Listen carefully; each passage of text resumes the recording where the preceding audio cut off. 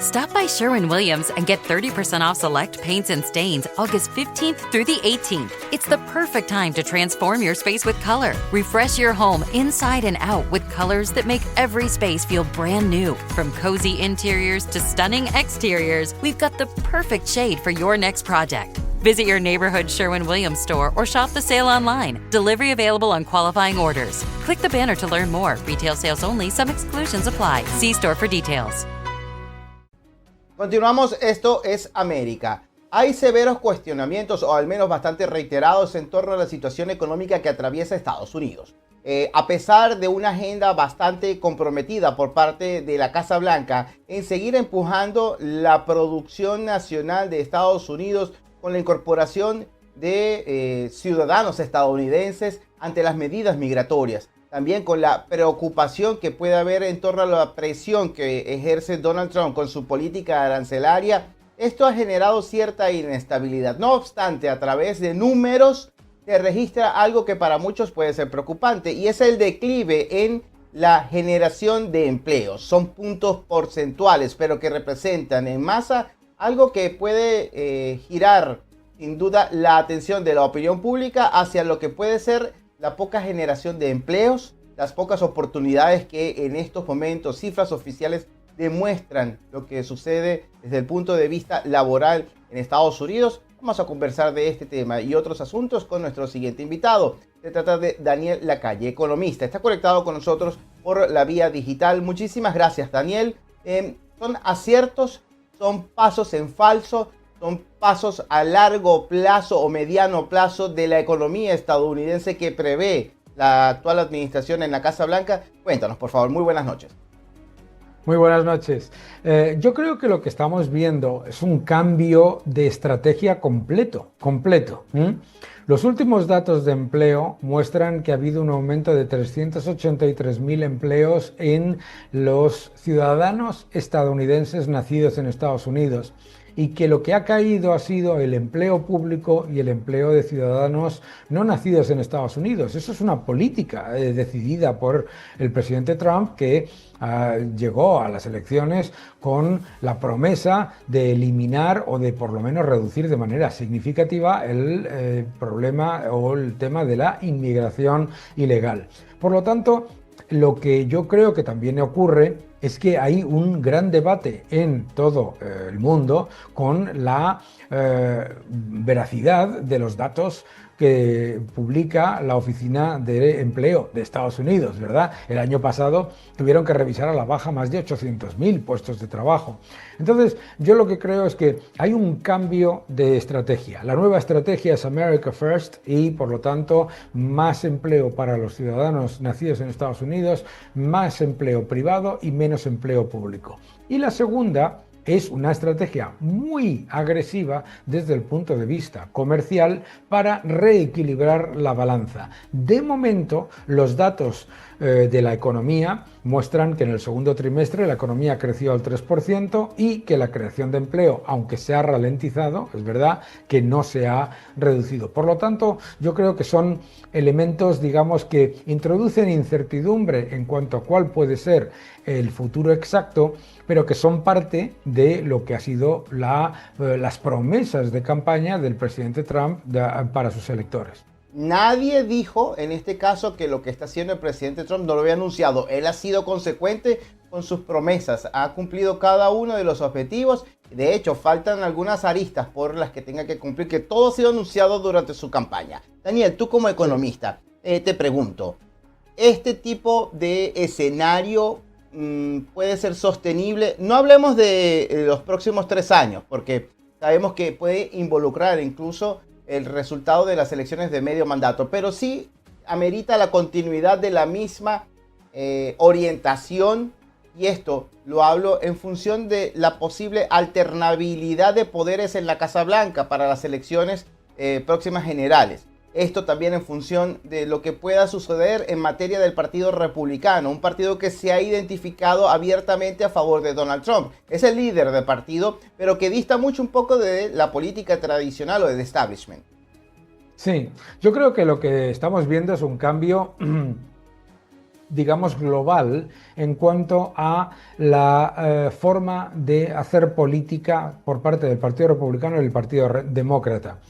Dos partidos que tenían muy pocas diferencias en muchas cosas, ahora tienen grandes diferencias. La posición del Partido Republicano es la de reducir el endeudamiento y reducir los desequilibrios de Estados Unidos vía las negociaciones comerciales y vía la reducción del sector público. Y la posición del Partido Demócrata parece más orientada a un sistema socialdemócrata tipo el de Francia.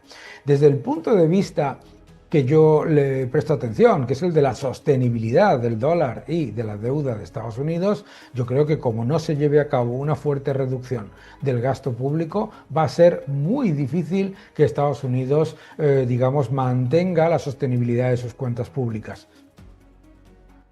Cuando hablamos sobre este escenario que puede en estos momentos acaparar muchísimo la atención del estadounidense porque espera ver rendir su economía, ¿cuándo puede verse el resultado de la agresiva política de mercado, de presión hacia el mercado internacional por parte de la imposición de aranceles de parte de la Casa Blanca? Daniel, todo el mundo espera esto, todo el mundo espera que esto impacte en la distribución de alimentos mucho más económicos, de que quizás la gasolina pueda, sabemos que eso no involucra, pero muchos todavía piensan la economía. Cuando la comparan con la anterior administración, la gasolina todavía está costosa, no desciende el precio de los huevos, el precio de muchos productos, incluso productos minoristas, las franelas, el pantalón, el comienzo a clases. Daniel, involucra también la preocupación de muchos padres que tienen que desprenderse de gran parte de su ingreso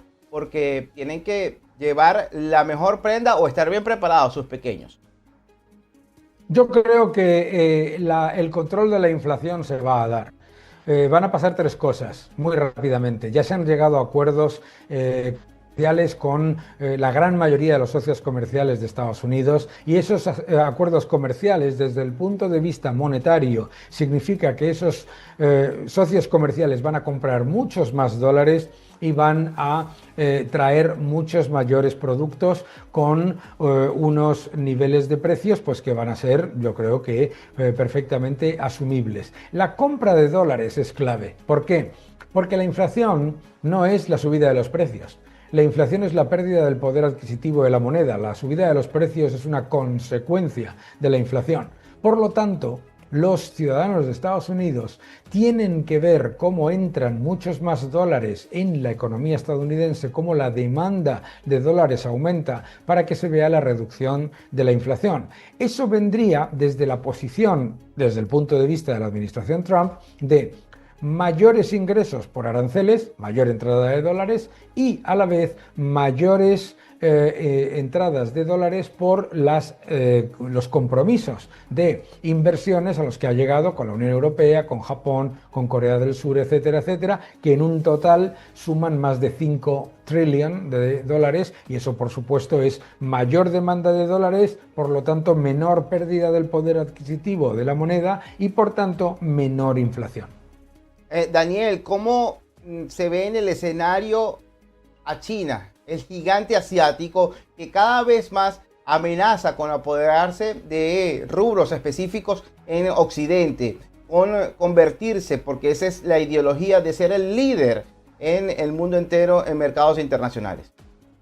Bueno, yo creo que primero va a haber un acuerdo entre China y Estados Unidos, seguro, y eso es muy positivo para todos. Dos, lo que no va a ocurrir es que China y Estados Unidos se alineen de manera que, digamos, percibamos un mundo multilateral. Las posiciones de Estados Unidos y de China están completamente separadas en todas las estrategias. La estrategia monetaria, la estrategia económica, la estrategia energética, la fiscal y la militar. Por lo tanto, yo creo que estamos viendo un mundo que se parece más a el mundo que vivimos los que ya tenemos una edad en los años 80, los años 90, en el que había dos, digamos, grandes potencias que eran antagónicas, pero a la vez cooperaban en comercio, etcétera, más que el, digamos, mundo que hemos llamado de la globalización. Yo creo que la posición de China claramente es extremadamente positiva y fuerte en tecnología, pero China tiene varios retos importantes. El más importante es que está viviendo la explosión de la mayor burbuja inmobiliaria de la historia. Y por supuesto, eso no le va a llevar a, digamos, a tener un crecimiento robusto del consumo a corto plazo, porque los ciudadanos chinos están perdiendo una gran parte de su riqueza y de sus ahorros por la quiebra de las empresas inmobiliarias y por la reducción de la demanda en el sector inmobiliario. Pero todo eso es un factor importante, pero eso no puede quitar que el sector tecnológico sigue siendo muy importante y con mucho éxito, que China está liderando en el sector de vehículos eléctricos y que China también tiene una posición que le ha permitido que en un periodo de tanta incertidumbre con respecto al comercio global, la economía, incluso si miramos los datos más allá del Producto Interior Bruto, que siempre se pone en cuestión en China, si vamos a los datos de consumo, inversión y de exportaciones, pues se está comportando de una manera bastante positiva. Por lo tanto, yo creo que lo que está ocurriendo en el mundo es que China y Estados Unidos están saliendo como más fortalecidos como los grandes, digamos, líderes hegemónicos en las economías globales. Daniel, a pesar de que, y esperemos que así sea, en la Casa Blanca están tomando las decisiones con la debida asesoría económica, el ciudadano común, el estadounidense, ve con bastante inquietud el tire y encoge en la aplicación de estos aranceles. Si bien es cierto, son producto de negociaciones que ocurren entre las naciones que se están en estos momentos adecuando a esta nueva manera de hacer política, es mucho decir por parte del estadounidense que pareciera que no existe una orientación, que desconocen cuál puede ser el objetivo, que pareciera que a veces se arrepiente a la Casa Blanca en la imposición de estos aranceles. Bueno, yo creo que es que estamos viviendo un proceso de negociación en tiempo real. Y la gente, el público en general, no está acostumbrado a lo que es un proceso de negociación. Pero yo siempre le digo a las personas que no entienden qué es lo que está ocurriendo con la administración de Estados Unidos y su política comercial, le digo, piensa que la administración de Estados Unidos está haciendo lo mismo que cualquier empresa hace con sus suministradores. Lo mismo. Una empresa que tenga suministradores empieza el 1 de enero y dice vamos a llegar a unos acuerdos sobre una serie de compras y el suministrador le dice un precio, él le dice otro y van llegando a una situación que sea beneficiosa para las dos partes. Eso es lo que es difícil de entender por la gente porque históricamente se ha dado detrás de puertas cerradas. Ahora se está dando de manera muy pública porque la forma de negociar del presidente Trump es poniendo el puño encima de la mesa y después llevando a sus equipos a llegar a acuerdos. Pero el resultado final, de momento, para el ciudadano estadounidense, es el siguiente. Los meses de abril y de junio ha habido superávit fiscal. Los ingresos por aranceles en julio han llegado a 27.000 millones de dólares. Las inversiones comprometidas por los socios comerciales de Estados Unidos con Estados Unidos superan los 5 trillion dólares. Eso todo llevará a que si, como pensamos, eso genera un mayor nivel de inversión, empleo y de crecimiento, a que en la segunda parte del año 2025 se pase de una economía liderada por el gasto público, la deuda y el empleo público a una economía liderada por el empleo privado, las exportaciones y la entrada de capital extranjero.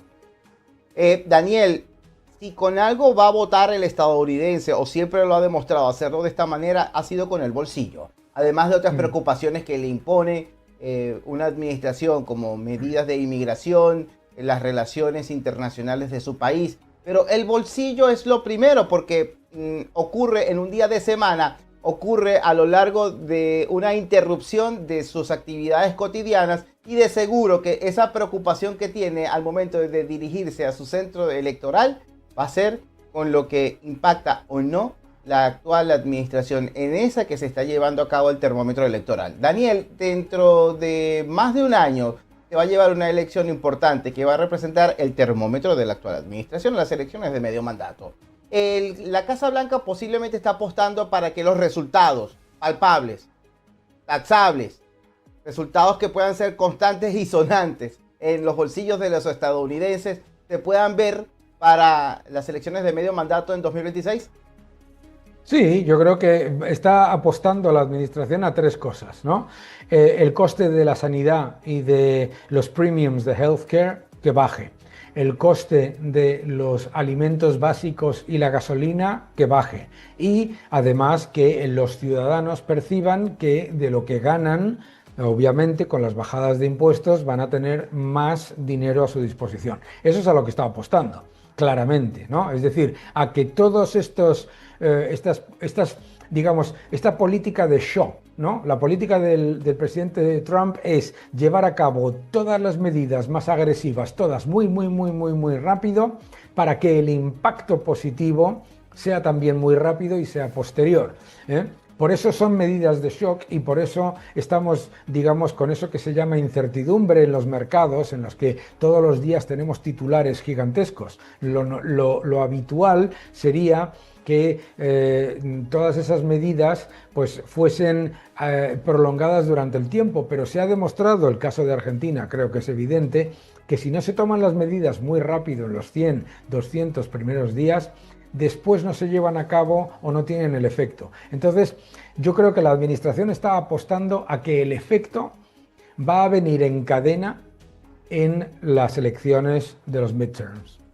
La reducción del gasto público ha sido un objetivo que se anunció con mucha insistencia durante la campaña del presidente Donald Trump. Incluso con la incorporación dentro de la oficina de este importante patrocinador de la campaña, que fue Elon Musk, separados luego de lo que fue una diatriba bastante incómoda para muchos. Algunos políticos afirmaban que estas discusiones debieron darse a puerta cerrada en el despacho Oval. No obstante, se amenazó recientemente Elon Musk a decirle al presidente Trump que va a ser uno de los principales motivadores para la creación de un tercer partido. Daniel, esto involucra preocupación dentro de los mercados, también entendiendo que una persona tan influyente dentro de la economía nacional puede voltear la mirada de gran parte de los electores y de los inversionistas a su favor. Claramente genera incertidumbre, claramente, si no, no estaría todo el mundo prestándole atención a esto, ¿no?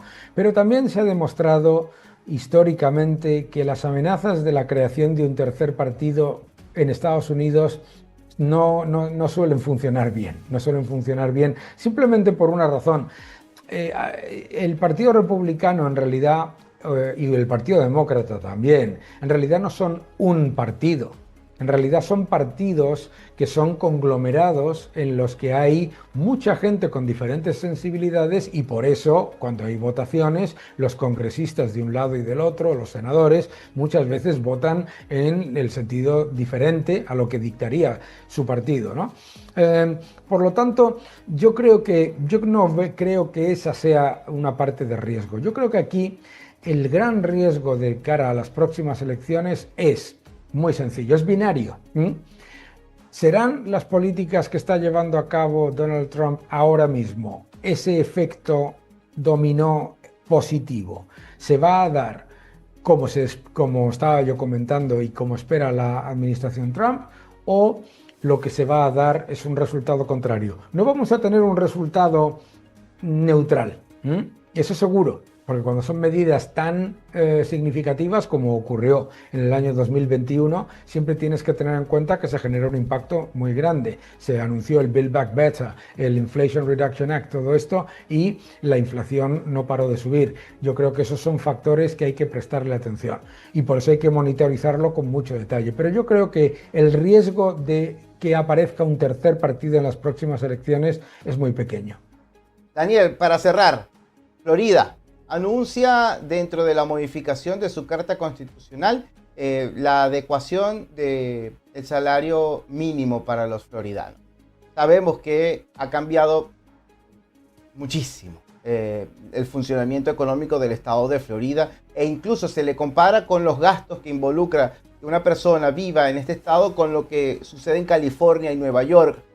Ha elevado mucho el costo de vida de los floridanos, de las personas que vienen para el estado del sol. Daniel, ¿es suficiente el esfuerzo que se hace en el estado de Florida, a pesar de aquellas observaciones que hay en función de la migración? En materia económica, ¿todavía hay más por hacer?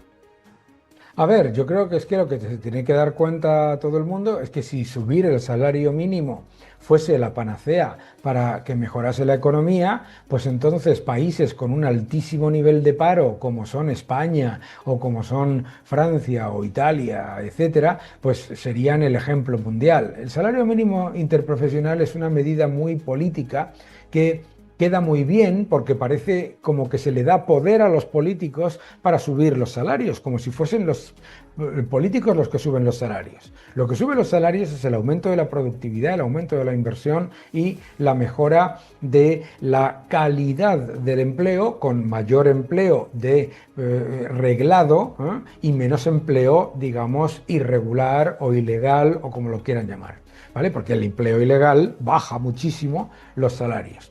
Entonces, eso es lo que tenemos que darnos cuenta. Florida es un estado que ha tenido un crecimiento espectacular y que ha tenido unas mejoras espectaculares, pero que no debería entrar en la dinámica de California, porque en California ha sido un fracaso. Y yo creo que lo que tienen que hacer simplemente es centrarse en que Florida sea el centro mundial de atracción de la inversión hispanohablante y de la inversión de, bueno, lo que en realidad siempre se ha dicho, ¿no? Siempre se ha dicho que Florida, y bueno, particularmente Miami, era el banco central del resto de Hispanoamérica y Latinoamérica, ¿verdad? Pues yo creo que eso interprofesional no va a mejorar las condiciones de los ciudadanos de Florida. Lo que mejora las condiciones de los ciudadanos de Florida es que la productividad, el crecimiento económico y la inversión sean mayores y las opciones de negociar salarios más altos sean mayores porque las empresas también ganan más.